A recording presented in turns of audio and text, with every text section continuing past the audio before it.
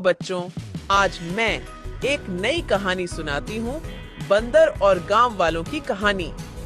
एक समय की बात है, एक राजा था जिसका नाम रतन सिंह था। उसका राज्य एक सुंदर गांव में था, जहाँ की प्रजा उसके दया और अधिकारों से जुड़ी हुई थी। उस गांव में मनुष्यों के साथ साथ जानवर भी रहा करते थे। उसी गांव में एक छोटा सा जंगल था, जहाँ पर बहुत से जानवर रहते थे और बंदर रहते थे। जंगल का एक पेड़ बड़ा ही घना और फैला हुआ था, जिस पर बहुत सारे बंदरों के घर और परिवार रहा करते थे। वह बंदर गांव वालों को कभी परेशान नहीं करते थे, लेकिन गांव के लोग जंगल में जाते और शिकार करके आते और वहां से लकड़ियां काट कर लाते थे। गांव के लोगों ने कई जानवरों को अपना शिकार बना लिया था और जंगल से लकड़ियां काट काट कर पूरा जंगल नष्ट कर रहे थे। जंगल के सभी जानवर गांव वालों की इस हरकत से बहुत परेशान थे। एक दिन सभी जानवरों ने मिलकर उनके मित्र तोते को सारी बात बताई। तोता महाराज का गुप्तचर था, ज्यादातर महल में रहता था, लेकिन कभी कभी अपने दोस्तों से मिलने जंगल में जाता था और जंगल की परेशानियां राजा को बताया करता था। इसलिए सभी जानवरों ने तोते को सारी परेशानी सुनाई। तोते ने सारी परेशानी सुन ली और जंगल के सभी जानवरों से कहा, ठीक है, मैं राजा से कल बात करूंगा।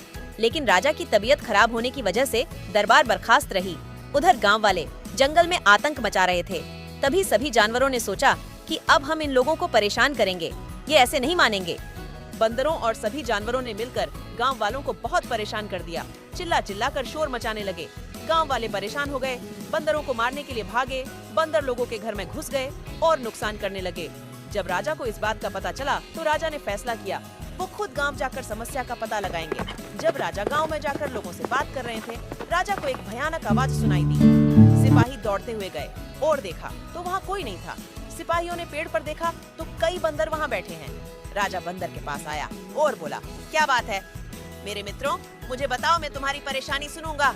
तभी तोता आया और बोला, राजा जी, मैं कल आपके दरबार में आया था, लेकिन आपकी तबीयत खराब होने की वजह से मैं लौट आया। बात ऐसी है कि गांव वाले जंगल में घुसकर लकड़ियां काट रहे हैं, जंगल को नष्ट कर रहे हैं और जंगल में जाकर पशु पक्षियों का शिकार कर रहे हैं। आधे जंगल को गांव वाले नष्ट कर चुके हैं, इसलिए जानवरों ने परेशान होकर यह कदम उठाया है। इसमें इन जानवरों की कोई गलती नहीं है। राजा को बहुत क्रोध आया और राजा ने कहा, एक जीव का अपना अधिकार होता है, चाहे वह मनुष्य हो या जानवर। इंसानियत और संवेदना का साथ देना ही एक सहायक और आधिकारिक समाधान है। राजा ने अपने मंत्री से कहा, जंगल के बाहर कुछ सैनिकों को तैनात कर दो, जो जंगल की रक्षा करेंगे और जानवरों की भी। और जंगल के बाहर यह तख्ती लगाओ कि इस जंगल से कोई लकड़ी नहीं कटेगा और जानवरों का शिकार भी नहीं करेगा। इस बात को सुनकर जंगल के सभी जानवर बहुत प्रसन्न हुए और खुशी खुशी अपने जंगल में चले गए। गाँव वालों के घरों को फिर से बनवा दिया गया। इस घटना ने राजा की समझ को बढ़ा दिया। राजा ने अपने राज्य में इंसानियत और संवेदनशीलता को बलवान बनाया। इस कहानी से हमें ये शिक्षा मिलती है, हर इंसान को जीवों के अधिकार समझना चाहिए, जानवरों से प्रेम करना चाहिए और उन्हें कभी नुकसान नहीं पहुंचाना चाहिए।